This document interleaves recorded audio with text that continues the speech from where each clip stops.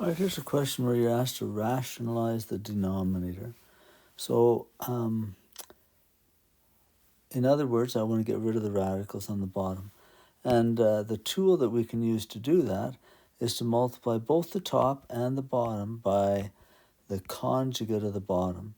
So that'll be a 3 root 2 and a root 6, but instead of a minus there, this will be a plus. And we'll do the same thing on the top and on the bottom.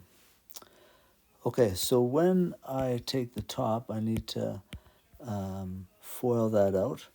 So that'll be 3 root 2 plus root 6 minus 3 root 6 and minus root 18. Okay, over on the bottom, be 9 root 4 plus 3 root 12 minus 3 root 12 minus root 36. Okay, simplifying. Top, I have 3 root 2. Root 6 minus 3 root 6 would be a minus 2 root 6. And then root 18 is the same thing as root 9 times root 2. That might have been where we could have simplified more.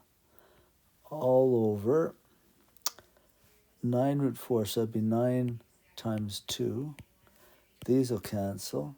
And minus root of 36 is 6.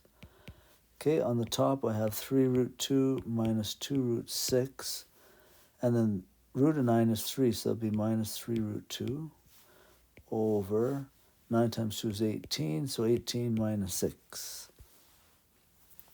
So on the bottom I get 12. On the top, these are the 3 root 2 and minus 3 root 2 cancel.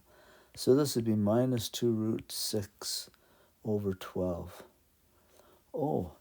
And I could simplify the 12. 12 is 2 times 6. So the 2's cancel, and I'll be left with negative root 6 over 6. I think that was probably, like, you had that part right, you just didn't simplify that. And that was correct too.